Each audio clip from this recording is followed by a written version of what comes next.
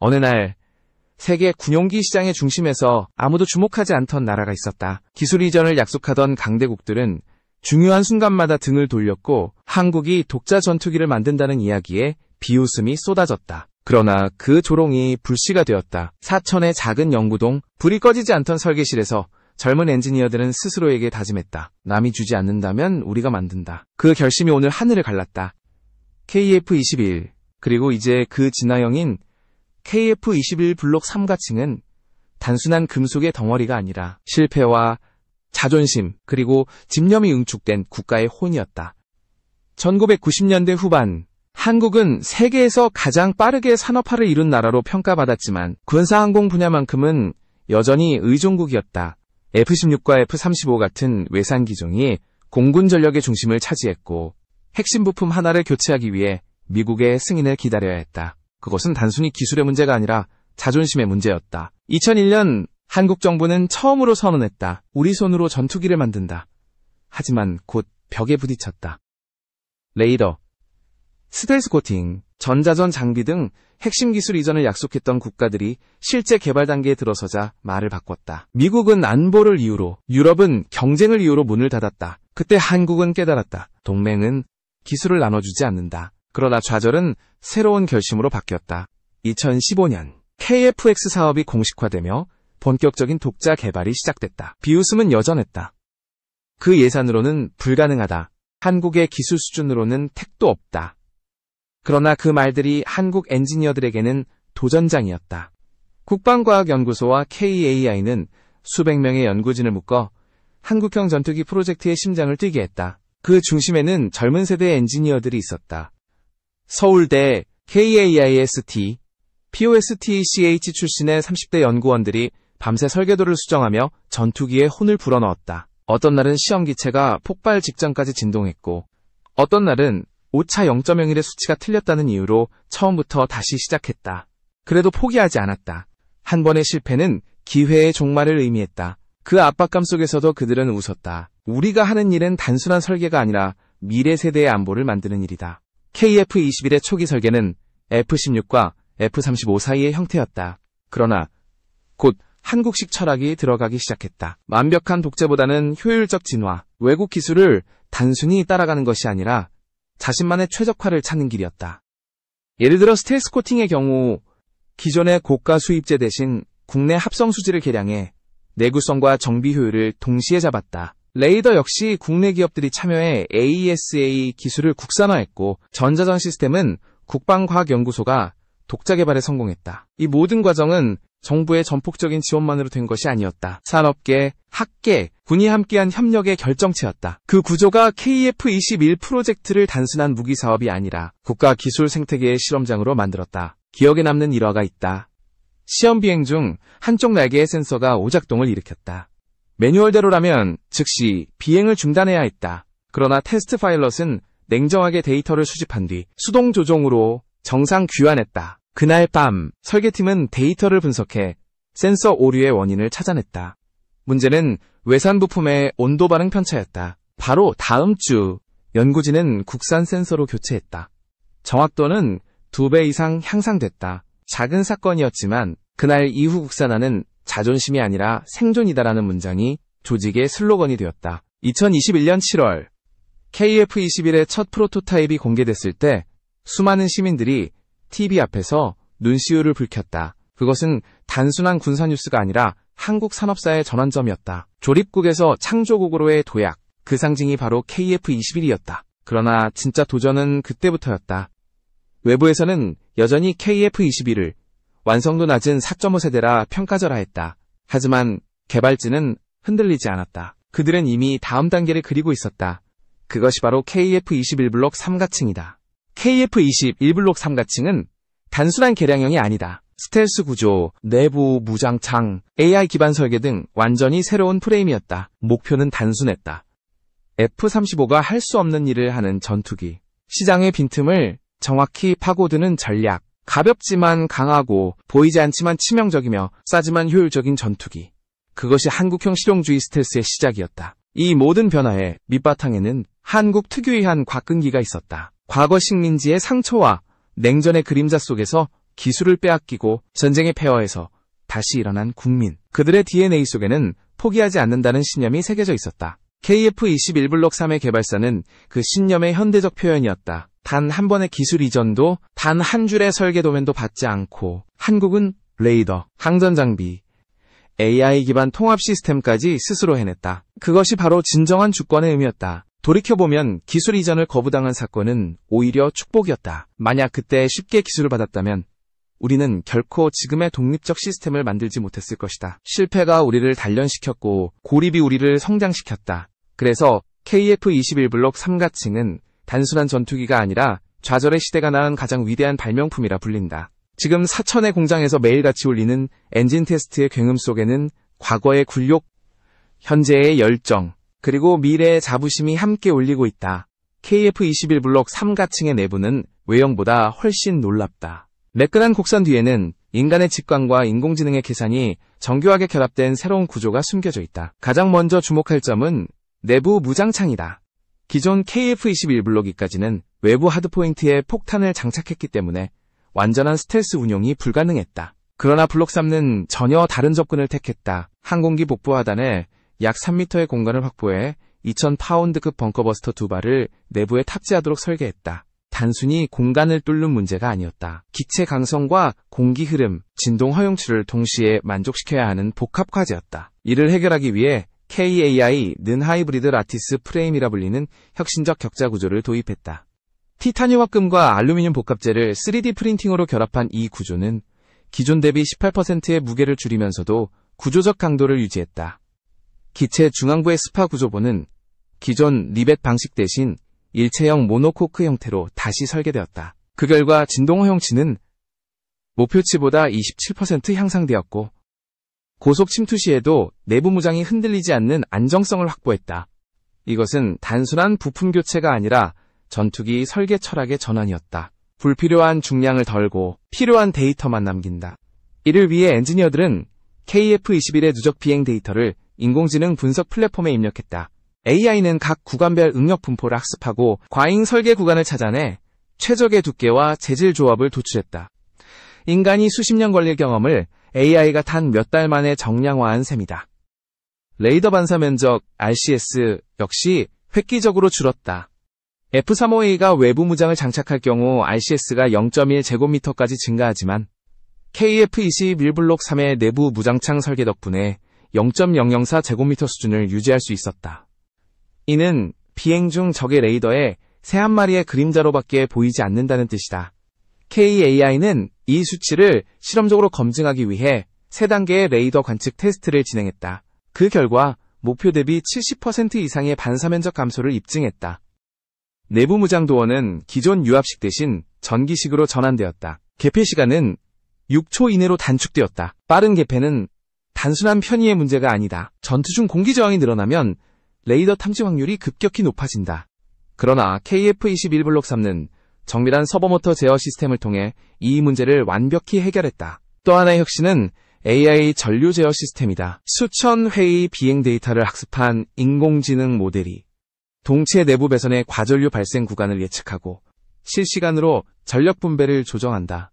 이를 통해 전기 화재 위험이 80% 이상 감소했고 기체의 수명 주기도 약 15% 연장되었다. 특히 이 시스템은 외부 네트워크에 연결되지 않고 국산 AI 반도체에서 독립적으로 구동된다. 즉 사이버 공격이나 데이터 유출 위험이 사실상 제로에 가깝다. 이는 전장에서 데이터 주권을 확보했다는 점에서 기술적 전략적 의미가 크다. 연료 효율도 놀라울 정도로 향상됐다. 기존 KF-21 대비 내부 연료 탱크 용적이 20% 늘어나 외부 보조 탱크 없이도 작전 반경 1100km를 달성했다. 서울에서 타이베이까지 왕복 가능한 거리다. 더 주목할 점은 이 모든 성능 향상이 엔진 교체 없이 이루어졌다는 사실이다. 기존 F414 엔진 2기만으로도 스텔스 임무 수행이 가능하다는 것은 그만큼 공기역학적 효율이 정교하다는 의미였다. 이러한 기술적 도약은 하루아침에 완성된 것이 아니었다. KAI 연구동에서는 2018년부터 디지털 트윈 기반의 설계가 진행되었다. 실제 기체 한 대를 가상 환경에 그대로 복제해 비행 중 하중 변화, 열 응력, 진동 패턴을 실시간으로 시뮬레이션했다. 이 데이터는 설계, 제조, 시험의 모든 단계에서 피드백 루프를 형성했다. 과거에는 설계 오류를 현장에서 수정해야 했지만 이제는 가상 환경에서 미리 예측하고 수정할 수 있게 된 것이다. 그 결과 개발 기간은 30% 단축되고 시험 비용은 절반으로 줄었다. KF21 블록 3가층은 외형적으로 F35와 유사하다는 평가를 받지만 내부 구조는 오히려 다르다. F35가 패스형 시스템이라면 KF21 블록 3는 개방형 아키텍처를 채택했다. 해외 고객이 자신들의 무장을 쉽게 통합할 수 있도록 설계된 것이다. 이는 단순한 기술적 선택이 아니라 수출형 전투기로서의 전략적 결정이었다. 실제로 KF21 블록 3의 무장창은 미국의 JDAM, 독일의 타우루스, 국산 600km급 장거리 공대지 미사일까지 모두 장착 가능하도록 표준화되어 있다. 무기 장착 레일을 나토 규격으로 통일했기 때문이다. 또 하나의 특징은 유지비다. KAI는 KF21 블록 3의 비행당 운용 비용을 $2,700 수준으로 제시했다. 이는 F35A의 약 $3만 달러와 비교하면 10분의 1 수준이다. 이 차이는 단순히 부품 가격 때문이 아니라 모듈화 설계 덕분이다. 주요 부품을 블록 단위로 교체할 수 있어 정비 시간이 40% 단축됐다. 항전 장비가 고장나면 전체 패널을 열지 않고 해당 모듈만 분리하면 된다. 이는 민간 항공기의 유지보수 경험을 군용기로 전환한 혁신이었다. 전장의 판도가 데이터를 중심으로 재편되는 시대, KF21 블록 3가층은 그 중심에서 작동하는 플랫폼이다. 단순한 센서의 집합체가 아니라 센서와 액터가 실시간으로 결합해 하나의 전술 논리를 만들어내는 움직이는 노드다. 레이더, 적외선 탐지 추적 장치, 전자전 시스템, 위성 링크, 지상 탐지 자산이 모두 하나의 데이터 레이어로 융합되며 그 위에서 인공지능은 위협을 분류하고 우선순위를 설정하며 전술 옵션을 제시한다. 조종사는 더 이상 모든 정보를 숫작업으로 해석하지 않는다. 기체는 상황을 요약해 가장 가능성 높은 행동을 제안하고 조종사는 최종 판단만 내린다. 이 과정에서 핵심은 통신과 보안이다. KF21 블록 3가층은 개방형 아키텍처 위에 군 전용 프라이빗 데이터 버스를 구축해 각종 센서 데이터가 안전하게 이동하도록 설계되었다. 데이터는 전송 중 암호화되고 민감 정보는 기체 내부의 독립적 AI 반도체에서만 처리된다. 이는 외부 네트워크의 취약성을 최소화하고 작전 중 데이터 유출 가능성을 실질적으로 낮춘다. 또한 데이터 포맷의 표준화는 다양한 플랫폼과의 상호 운용성을 높여준다. 유인기와 무인기의 협업, 함정과 항공기 간의 센서 쉐어링은 단일 네트워크 위에서 자연스럽게 이루어진다. 유무인 복합 전투 개념은 KF21 블록 3가층의 설계 철학을 시험하는 첫 실전 무대다. 한 편대가 진입할 때 무인 정찰기는 먼저 표적 주변의 전자파 지형을 스캔하고 태스크에 따라 표적을 특정해 전투기의 AI에 즉시 전달한다. 전투기는 그 정보를 바탕으로 접근 경로와 무장 구성을 자동으로 제한하고 필요시 다수의 무인 공격기에게 역할을 분담한다. 이 체계는 전술적 유연성을 비약적으로 높인다. 전투기는 위험한 구간을 피해 핵심 임무를 수행하고 무인기는 그 공백을 메우며 다층적 공격을 수행한다. 인간과 기계의 협업은 조종석의 인터페이스에서도 구현된다. 시선 추적 기반의 헬멧 디스플레이와 음성 명령, 생체 신호 기반의 피로도 보정은 조종사의 작업 부하를 줄이고 상황 판단의 정확도를 높인다. 예컨대 조종사의 심박과 시선 패턴이 비정상적일 때 시스템은 자동으로 중요 정보를 강조하거나 과중한 기능을 대행해준다. 이는 전투 지속성을 보장하는 장치이며 오작동과 판단 오류로 인한 손실을 사전에 줄이는 안전장치다. 전술적 관점에서 KF21 블록 3가층은 다목적 허브로 기능한다. 정밀 타격, 전자전, 정보 수집, 통합방공, 보조 등의 역할을 상황에 따라 순식간에 전환할 수 있다. 내부 무장창에 수용된 정밀 지상 공격 무장은 은밀한 침투와 신속한 타격을 가능하게 하고 전자전 패키지는 적의 탐지 및 통신 능력을 무력화한다. 이처럼 한 기체가 수행할 수 있는 임무의 폭이 넓어지면 전력 운용의 선택지는 늘어난다. 지휘부는 적의 방어망을 교란하는 동시에 치밀하게 설정된 타격을 가하는 그러나 기술적 우수성만으로 전장이 바뀌지는 않는다. 운용 개념과 전술 전환 속도가 더 중요하다. KF21 블록 3가층의 진정한 가치는 이를 운용하는 조직의 민첩성에 좌우된다. 전투 개념의 혁신, 정비와 교육의 통합, 실시간 데이터 분석에 기반한 전술 업데이트가 병행될 때 플랫폼의 잠재력은 현실의 전력이 된다. 따라서 훈련 시스템과 시나리오 기반의 전투 연습이 필수다. 가상 훈련 환경과 실제 기체의 데이터가 연결되는 디지털 트레이닝 루프는 조종사와 정비사의 숙련을 단축시키는 열쇠다. 수출 전략에서는 운용 주권을 보장하려는 수요가 핵심이다.